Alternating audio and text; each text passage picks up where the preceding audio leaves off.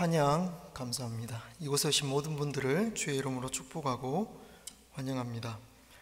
능력보다 그 사람이 중요합니다라는 제목으로 함께 말씀 나누길 원합니다. 2012년 결혼조건 1위가 성격으로 꼽혔다고 합니다. 이 말은 다른 말로 성격 차이 때문에 이혼하는 것도 가능하다는 그런 뜻이기도 하고요. 실제로 이혼하는 커플들의 50% 이상이 성격 문제라는 것을 또 알기도 했습니다. 이제는 참고 사는 것이 여성들의 그런 미덕이 아닌 시대를 우리가 살고 있습니다. 그런데 현재 미혼 남자 결혼 조건 1위를 봤더니 이 경제력으로 바뀐 거예요.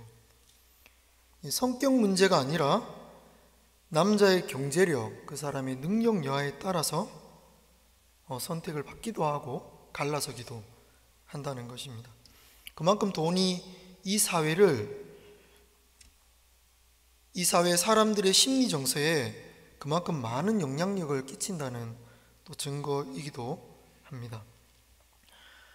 한 남자 친구가 그 여친의 생일을 축하해주기 위해서 로또 한 장을 위조해서 선물을 했답니다.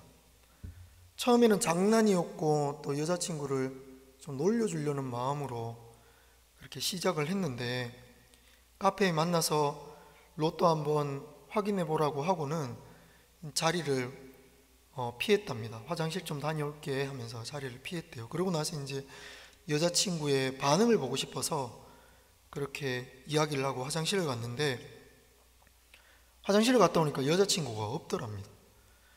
그래서 전화를 했더니 전화를 안 받아요.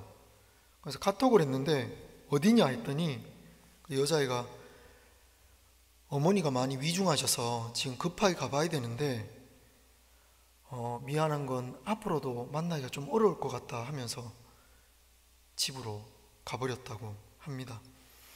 그래서 장난으로 시작한 그 로또 한 장이 이 연인 관계를 깨뜨려 놓기도 하는 그런 일화가 소개되기도 했습니다. 왜 이런 현상들이 벌어지는가? 돈이 전부가 된 세상을 우리가 살고 있기 때문에 그렇습니다. 그래서 한국의 근현대사를 무한경쟁사회라고 말하기도 합니다. 1등이 되기 위해서 서로 경쟁하는 시대인데 이것이 무한히 반복되는 그런 시대라는 것이죠. 이런 무한경쟁에는 영원한 1등은 없는 법입니다. 사람들도 영원히 살지를 못하니까 실수가 있고 부족한 것이 있으니까 일평생 1등으로만 살 수는 없게 되는 것이죠. 그래서 돈이 1등을 하는 시대다 이렇게 말을 하는 것 같습니다. 노력보다는 타고난 가문, 재산이 좌우하기 때문이죠. 그래서 요즘은 타고난 재산과 또 가문이 재능과 능력의 영역으로 포함된다고도 말합니다. 인터넷에 이런 글이 한번 떴더라고요. 연봉 3천만 원을 받는 이 30대 남성이 5년간 일을 해서 서울권에 아파트를 사는 법, 이런 게 떴어요. 되게 관심이 생기지 않습니까? 연봉을 3천만 원밖에 받지 못하는데 5년 일해서 서울권에 있는 아파트를 사는 법. 여러분 약간 졸리신 표정인데 갑자기 고기를 다 드시는데 제가 알려드리겠습니다. 밑에 막 댓글이 달렸어요. 도대체 그런 법이 있냐? 주식을 해야 된다. 로또에 걸려야 한다. 이제 저축으로 차근히 모아야 한다. 다양한 이야기가 있었는데 그 친구가 나중에 사진을 한 장 올렸습니다. TV를 보면서 여유 있게 이렇게 TV를 보고 있는 사진을 찍으면서 어떻게 댓글을 달았냐면 아빠가 사줬어 라고 올렸습니다. 아버지가 되게 부자였나 봐요. 부자 부모님으로부터 집을 물려받지 못하면 이제 더 이상 청년이 일을 해서 집을 살 수 있는 가능성은 희박한 시대, 그것이 바로 우리 시대이죠. 막강한 돈의 영향력 아래 살아가는 우리 그리스도인 부모는 자녀들에게 무엇을 물려줘야 할까요? 삼성고 이건희 회장님처럼 몇 조씩 이렇게 재산을 물려줘야 정말로 축복일까요? 오늘 예수님의 제자 양육법에서 그 힌트를 얻기를 바랍니다. 예수님께서는 처음 제자들을 부르신 이후에 어떻게 그 제자들을 양육하시는지, 그 양육하시는 방법 안에서 우리가 힌트를 얻기를 원합니다. 첫 번째는 예수님은 우리에게 새로운 이름을 물려주셨습니다. 요한복음 1장 42절에 데리고 예수께로 오니 예수께서 보시고 이르시되 내가 요한의 아들 시몬이니 장차 게바라 하리라 하시니라. 게바는 번역하면 베드로라. 예수님께서는 베드로를 보자마자 그의 이름에 새로운 의미를 불어넣어 주셨습니다. 갈대, 모래라는 의미의 시몬을 반석이라는 게바라는 이름으로 계명해 주신 것이죠. 바람이 불면 이리 불고 저리 흔들리는 갈대라는 인생을 의미 없이 흩어지는 모래 같은 베드로를 하나님 앞에서 반석같이 만들어 주시겠다라는 그런 선언을 해 주신 것입니다. 얼마나 가슴 뛰는 선언입니까? 베드로가 처음 예수님을 만나서 새 이름, 새 비전을 받은 시점이 언제이냐가 참 중요해요. 누가복음 5장에 보면 밤이 새도록 그물질을 했으나 잡은 것이 아무것도 없었던, 그리하여 자신이 하는 일에 허탕치고 실패했던 그 시점에 예수님께서 베드로에게 찾아오셨습니다. 이때 예수님이 베드로에게 하신 말이 너는 이런 하루벌이에 실패해서 흔들리거나 무너질 그런 갈대 같은 존재가 아니다. 어떤 상황에서 흔들리지 않는 반석 같은 사람이 될 거야. 예수님이 실패에 무너져 있는, 하고자 하는 일이 잘 되지 않아서 무너져 있는 베드로에게 새로운 이름을 주셨다는 것입니다. 매년 계명 신청을 하는 사람들의 명단이 공개된 적이 있는데요. 어떻게 이런 이름을 가지고 수십 년을 살았을까? 저도 보고 참 놀랄 때가 많습니다.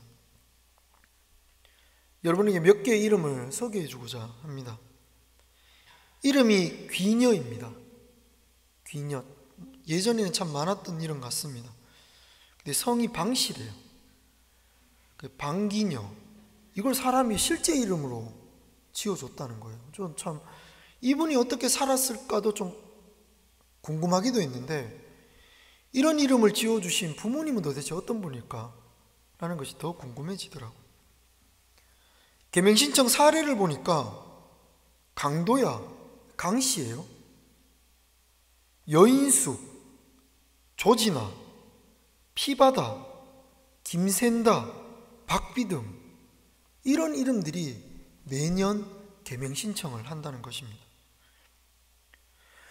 설마 자녀의 이름을 이런 이름으로 장명했을까 싶은데 설마 했던 그 이름이 실제로 다 있었습니다. 이들의 계명 신청한 이유는 그렇게 불려질 때 수치스럽고 부끄러움을 느낀다는 것이죠. 그 불려지는 이름이 곧 나의 정체성을 형성하고 이름에 따르는 나를 나로서 인식하기 때문 아니겠습니까? 우리가 이렇게 불려질 때 우리가 느끼는 느낌도 안 좋은데, 이 이름 이외에도 우리가 자주 불려지는 그런 말이 있습니다. 우리가 흔히 자주 하는 말, 야라는 말이 있죠. 사전적 의미를 찾아봤더니 놀라거나 반가울 때 부르는 소리래요. 야, 반갑다. 우리 보통 이렇게 말하지 않습니까? 근데 이런 야라는 명칭을 놀라거나 반가울 때만 쓰면 얼마나 좋습니까? 우리는 누군가를 부를 때도 그냥 야라고 부릅니다. 야, 이리 와봐. 이렇게 부르죠. 거기다 화가 나거나 짜증날 때도 이 단어를 씁니다. 야! 더 커지겠죠, 소리가. 그리고 여기서 또 화나면 야이 삐리리 뭐 이렇게 나오지 않습니까? 야의 활용도가 굉장히 높은 거예요. 우리는 한 사람을 존중할 때는 그 사람의 이름을 부르지만 그 사람을 은연중에 존중하지 않는 마음이 들 때는 이름을 생략하고 다른 소리를 대신할 때가 참 많다는 것입니다. 근데 하나님은 하나님이 사용하실 사람들의 이름을 반드시 불러주세요. 아브라함의 하나님, 이삭의 하나님, 야곱의 하나님이라고 불리기를 주저하지 않으셨습니다. 하나님이 개개인을 얼마나 존중하고 귀하게 보시느냐, 하나님 한 번도 야라고 불러주신 적이 없습니다. 하나님 언제나 그 사람의 이름을 불러주십니다. 여러분, 야곱 잘 아시죠? 야곱이라는 이름의 뜻이 발꿈치를 잡았다는 뜻입니다. 야곱은 태생부터 먼저 태어나는 에서의 뒤꿈치를 붙잡고 태어난 아이예요. 그래서 이름이 발 뒤꿈치를 잡았다라는 뜻으로 지어졌습니다. 이름 때문인지 야곱은 어딜 가든지 사람들과 경쟁하면서 살기 시작합니다. 그리고 경쟁해서 그 사람의 것을 빼앗아 이겨먹으려고 그럽니다. 에서와 경쟁했고요. 그래서 에서의 축복권을 뺏고 싶어 했습니다. 도망가서 삼촌의 소유물을 또 뺏고자 했습니다. 가는 곳곳마다 사람들과 다투었고 경쟁했고 빼앗아서 자기의 것으로 삼으려고 했다는 것입니다. 하나님께서는 이런 야곱을 사용하기 위해서 가장 먼저 하신 일이 뭡니까? 야곱이라는 이름을 이스라엘이라는 이름으로 계명하는 것이었습니다. 이스라엘의 뜻은 하나님과 겨루어 이겼다는 뜻이죠. 야곱은 뒤꿈치를 잡았다는 뜻인데 그걸 다른 의역해서 설명하며 사람과 붙잡고 사람과 경쟁한다는 뜻 아니겠습니까? 그러니까 더 이상 사람과 경쟁하지 말고 하나님과 경쟁하고 하나님과 씨름하고 살아라는 뜻입니다. 어떤 문제가 생기면 사람하고 씨름해서 사람과의 문제를 해소하려고 하는데 그렇게 살지 말고 이 땅에 있는 모든 문제를 누가 씨름하라고요? 하나님과 씨름하며 살아라. 그 뜻이 바로 이스라엘이라는 뜻입니다. 실제로 야곱이 이 이후로는 사람들과 별로 싸우지 않습니다.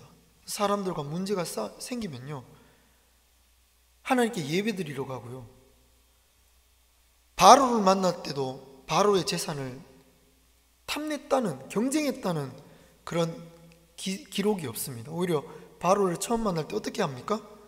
그를 두 팔을 벌려서 축복하죠. 이제는 하나님과 경쟁하기 때문에 더 이상 사람과 싸우지 않는 그런 넉넉한 품을 가진 사람이 되었다는 것입니다. 이렇게 말씀을 드리면 다 계명하라는 뜻이 아닙니다. 여러분, 이름 마음에 안 드신 분들 지금 끝나고 나서 집에 가서 계명하시거나 그러실 필요가 없습니다. 그 사람의 삶에 새로운 의미를 주시는 하나님의 시선, 하나님의 의도를 보자는 것입니다. 우리가 무엇을 바라보고 살아가야 하는지를 하나님께서 알려주길 원하십니다. 우리가 그것을 바라보고 살아가야 한다는 것이죠. 두 번째, 예수님은 베드로의 내적 동기를 살펴보십니다. 예수님은 고기 잡는 데 실패하고 의기소침해 있는 베드로의 내면을 보시고 그의 내적 동기를 회복시켜 주셨습니다. 오늘의 실패에 실망할 필요가 없다. 내가 노력하는 걸 아니까 앞으로는 반석처럼 단단한 베드로가 되어라. 이것이 예수님의 의도 아니겠습니까? 한 심리학자가 엄마와 초등학교 4학년 된 아이들 16쌍을 불러다가 몇 가지 실험을 했습니다. 그 실험의 내용은 아이들의 배움에 동기는 어떻게 유발되는가? 아이들 안에 배우고자 하는 동기는 어떻게 유발되는가? 라는 주제를 가지고 실험을 하게 되었습니다. 이때 아이들에게 난이도 상중하 중에 중간 정도의 어려움이 되는 중난이도를 아이들에게 주면서 문제를 풀라고 했습니다. 근데 사실 이 중난이도는 초등학교 4학년들이 풀기에는 좀 어려운 그런 시험이었습니다. 대다수의 아이들이 5문제를 맞추었고요. 그 중에 특출한 한두 명의 아이들이 한 9개, 8개를 맞췄고, 가장 많이 틀린 아이들이 한 3개 정도만 맞게 되는 그런 결과가 되었습니다. 이런 시험 결과를 공개하고는 심리학자가 아이들을 불러다가 현재 너희가 맞은 시험의 점수의 원인이 뭐라고 생각하니라고 질문을 했습니다. 그랬더니 어떤 아이들은 내 시험 점수는 내 능력이고 재능 때문이라고 말을 했고요. 한쪽은 노력 때문이라고 말을 했습니다. 여러분, 시험 점수는 노력 때문입니까? 능력 때문입니까? 그리고 다시 시험 문제를 내면서 이 심리학자가 어떻게 제시를 하냐면, 이번에는 문제를 상중하를 제시하면서 너희가 선택해서 시험을 쳐라, 이렇게 말을 했대요. 그랬더니 어떤 아이들은 상, 어떤 아이들은 하를 선택하겠죠. 그런데 되게 눈여겨봤던 놀라운 점은 무엇이었냐면, 중난이도에서 9개를 맞추어 최고 점수를 얻었던 아이가 당연히 상을 선택할 줄 알았는데 하를 선택하더래요. 가장 쉬운 문제를. 이런 현상을 보고 미국의 심리학자가 이렇게 말을 합니다. 어떤 아이들은 잘하는 것보다 잘 보이기 위해서 노력합니다. 그래서 배우려고 하기보다 어떻게 보이는지에 신경을 쓰게 됩니다. 불행히도 이런 아이들은 앞으로 더 많이 배울 가능성이 희박합니다. 왜냐하면 앞으로의 삶에도 쉬운 문제만을 선택할 경향이 많기 때문입니다. 왜 쉬운 문제를 선택할까요?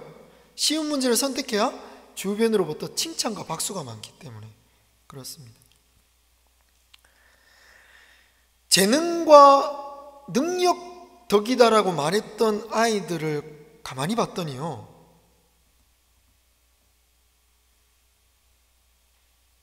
이쪽에 선택해 있는 아이들은 대부분 하를 선택했다는 겁니다. 그리고 상을 선택한 2명의 아이는 시험 점수는 노력으로 변화될 수 있다라고 말을 했다는 거예요.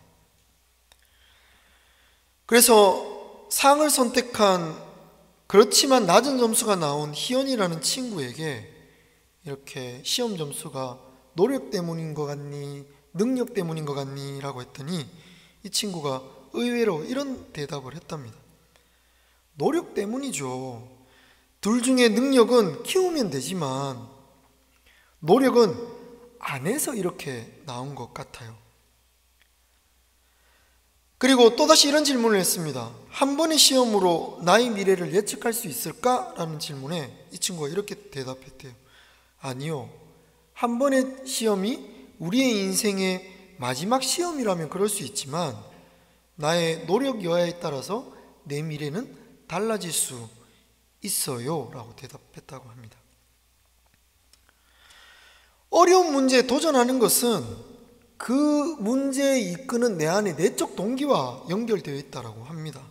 그래서 여러분들, 우리가 어떤 일을 할 때 동기가 유발되어야 하는데 그 동기를 2가지로 나눈대요. 첫 번째는 내적 동기고 두 번째는 외적 동기입니다. 내적 동기는 어떤 일을 할 때 그 일에 흥미를 느끼게 되는 내 안에 자발적인 동기래요. 그 외적 동기는 뭐냐 하면 상이나 벌이나 어떤 보상 같은 외적으로 주어지는 동기 때문에 생기는 것이라고 합니다.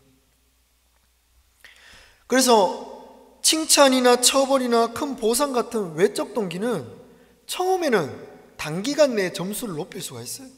너 이번에 시험 잘 치면 너가 원하는 거 사줄게.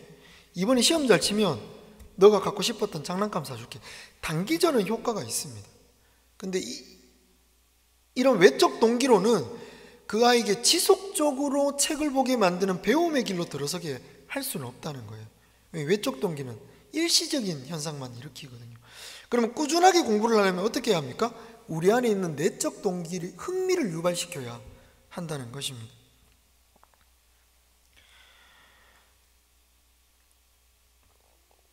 지금의 현실이 나에게 못마땅하고 변화되지 않는 것처럼 견고한 장애물로 보여도 우리가 하고자 하면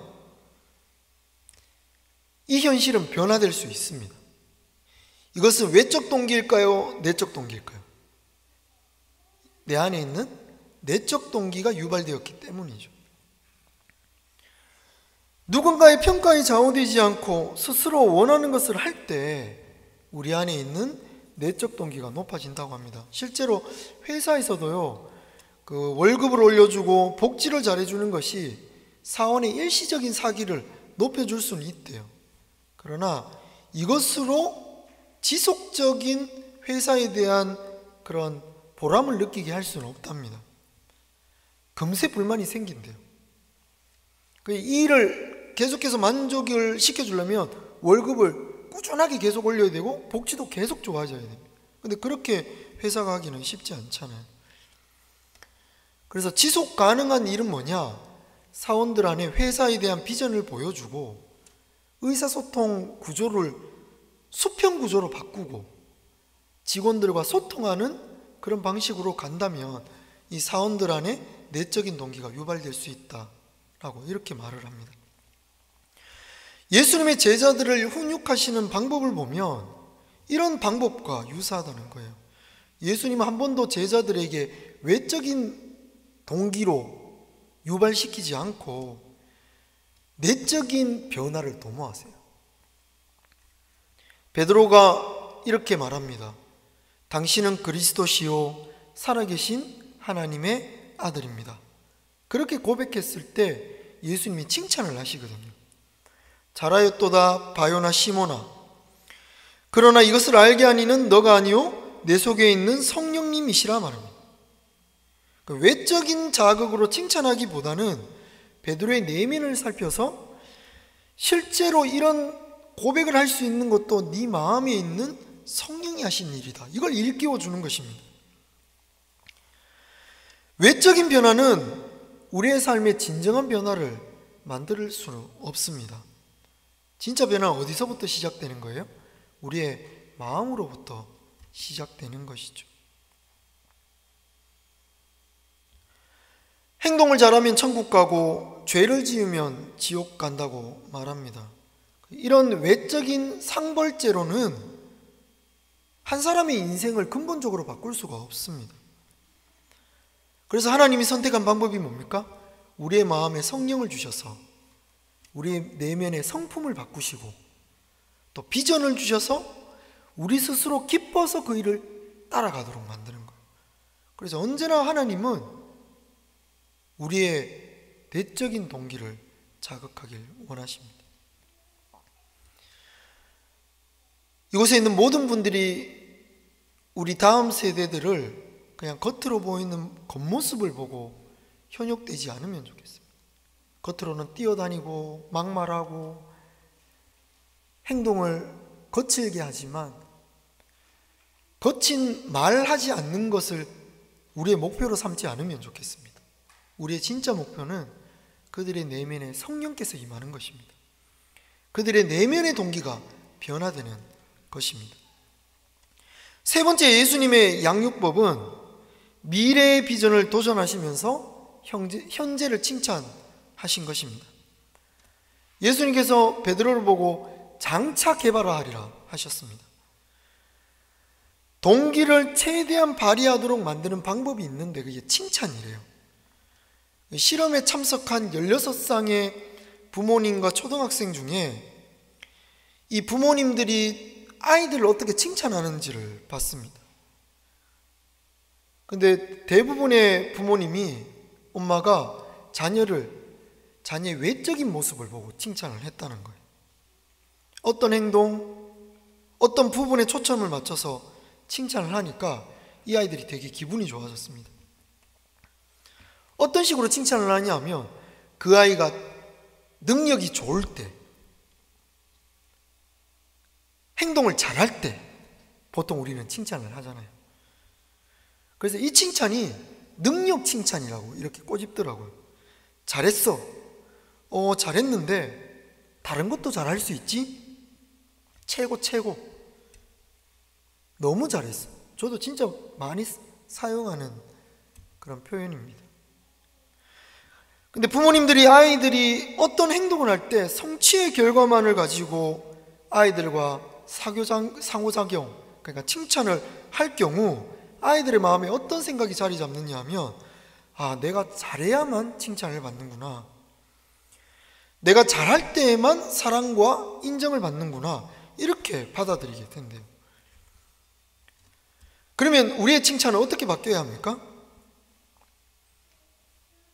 우리의 칭찬은 그 아이의 능력을 칭찬하는 것이 아니라 그 아이의 도전하는 것, 노력하는 것을 칭찬해야 한대요. 시험을 못 쳤어요. 그래도 우리는 이렇게 말할 수 있습니다. 시험 점수는 안 나왔지만 평소에 너가 이 공부를 하기 위해 노력하는 모습을 내가 늘 봤어. 그 모습이 참 보기 좋더라.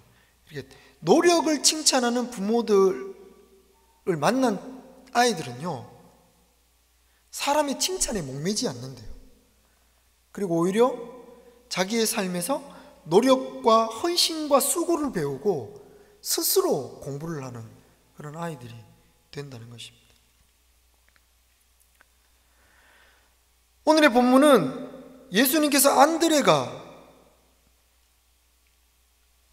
초청한 베드로를 보자마자 예수님께서 하신 말씀입니다. 장차 개발하리라.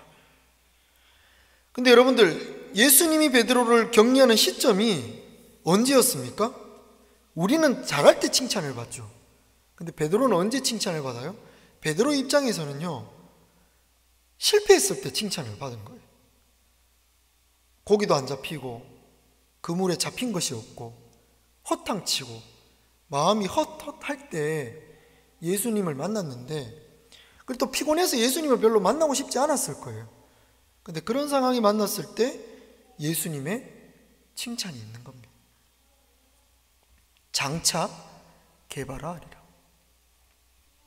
지금의 모습은 상황 때문에, 어려움 때문에, 위기 때문에 흔들리는 갈대 같지만 너 앞으로 위대한 반석이 될 거야.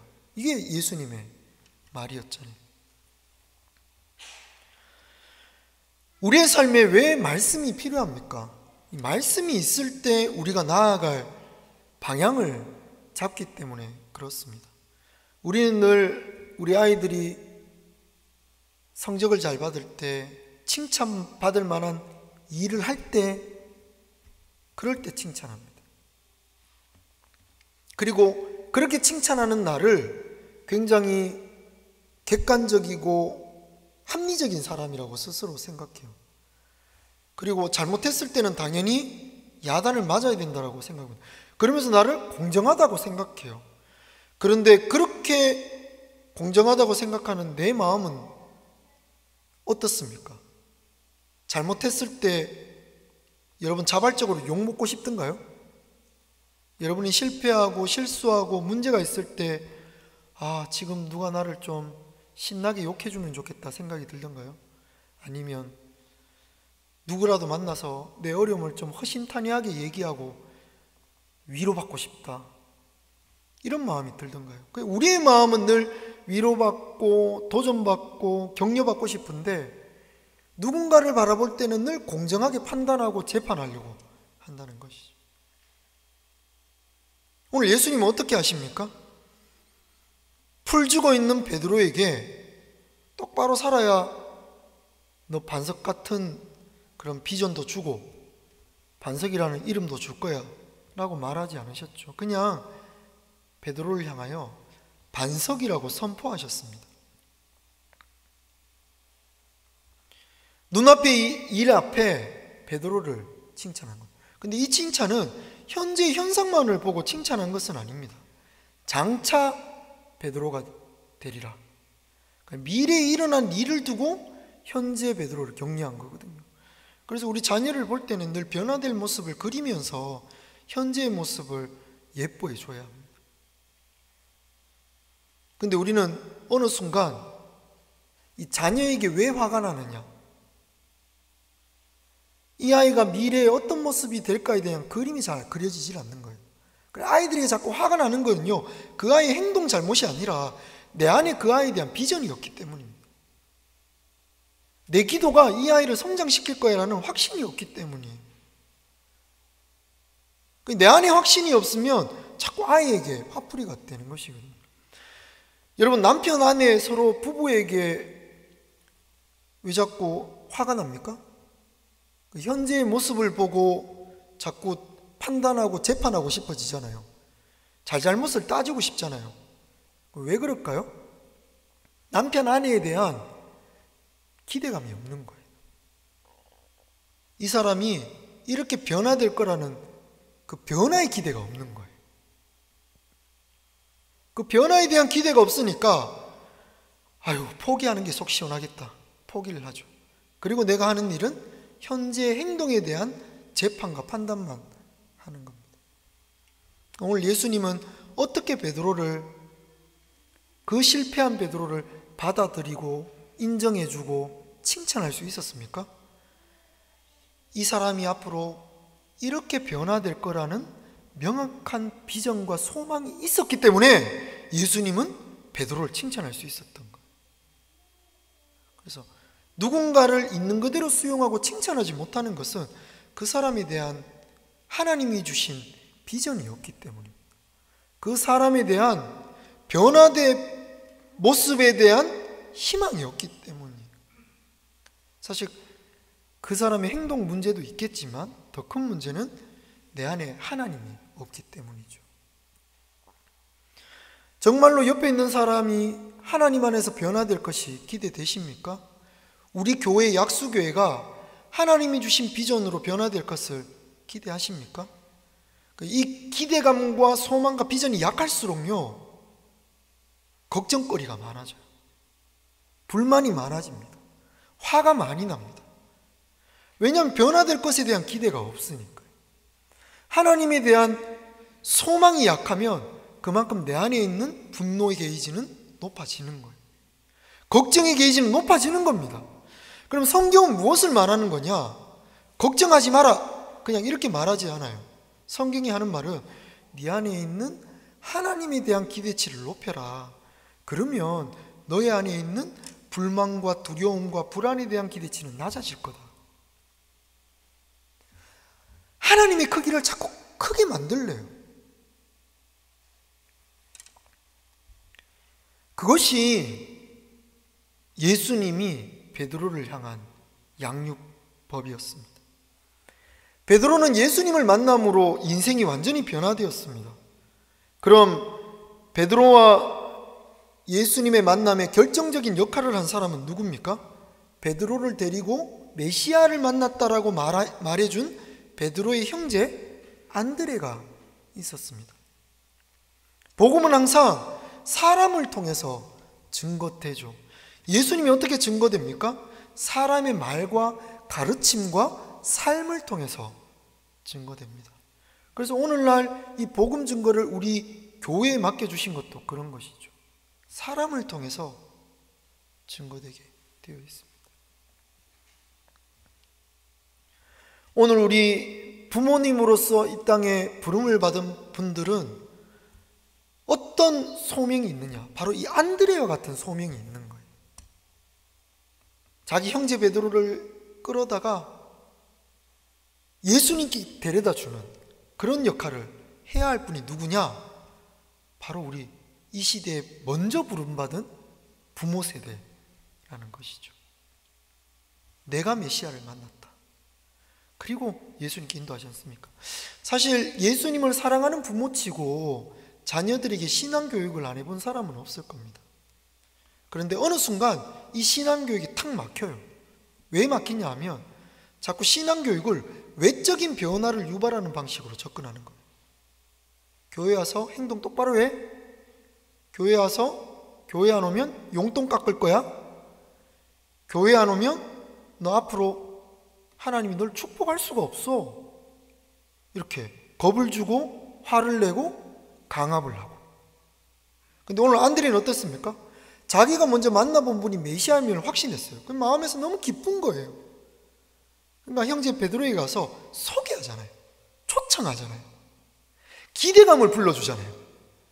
베드로의 마음에 어떤 마음이 생겼냐? 그 실망하고 좌절했던 베드로 안에 기대감이 생기는 거예요. 이건 내적인 변화입니다. 그래서 복음을 전할 때는요, 복음을 바로 전하는 것은 효과가 현저히 떨어져요. 뭐부터 해야 되느냐? 관계부터 맺어야 된대요. 먼저 친해져야 된대요. 친해지면 정말로 그 사람을 친해져서 믿게 되면요, 거짓말도 믿는데요. 그럴 때 복음이 들어간다라고 합니다. 그래서 변증학에서도 복음을 어떻게 잘 설명하느냐가 아니래요. 변증학에서 가장 중요한 것은 관계래요. 관계를 맺고 복음을 전달해야 한다는 것입니다. 그런 것처럼 내가 먼저 메시아를 만끽하고 내가 먼저 메시아 속에서 기쁨과 사랑과 소망을 회복해야 내 안에 있는 예수님을 우리의 이웃들이 발견할 수 있는 것입니다. 능력보다 그 사람이 중요합니다. 한 사람의 지금의 능력보다, 한 사람의 지금의 재능보다 그 사람 자체가 중요합니다. 그 사람을 어떻게 귀하게 볼 수 있을까요? 하나님이 그 사람을 향한 비전과 소명에 눈 뜰 때 우리도 그 사람을 귀하게 볼 수 있습니다. 오늘 말씀을 통해서 우리 다음 세대들을 하나님의 비전으로 품고 다음 세대들에게 정말로 하나님이 주신 비전을 물려주고 또 아름다운 이름으로 그 아이들을 불러주는 귀한 우리 약속의 성도님들 되시기를 소망합니다. 사랑해 주님, 감사합니다. 잠을 더 잘 수 있는 이 시간에 잠을 깨워 주님 앞에 예배드리러 나왔습니다. 우리의 모든 간구와 기도를 듣고 계심을 믿고 주님 앞에 나와왔습니다. 주님, 우리 성도님들의 기도 들으시고 신실하게 응답하시되 하나님이 원하시는 시기와 때에 맞추어 모든 것을 신실하게 응답하여 주옵소서. 우리 자녀들 우리의 가슴에 품고 비전과 성품과 소망을 가지고 양육하길 원합니다. 주님, 우리 다음 세대들 다치지 않게 하시고 코로나의 위협으로부터 지켜주시고 모든 가정이 성령 충만한 그런 가정 되도록 역사하옵소서. 이제는 우리 주 예수 그리스도의 은혜와 하나님의 사랑하심과 성령님의 함께하심이 이제는 각 사람을 능력으로 판단하지 않고 그 사람 속에 있는 하나님이 주시는 비전과 성품으로 바라보기를 소망하는 약수교회 성도님들의 각 가정과 그 일터와 학업과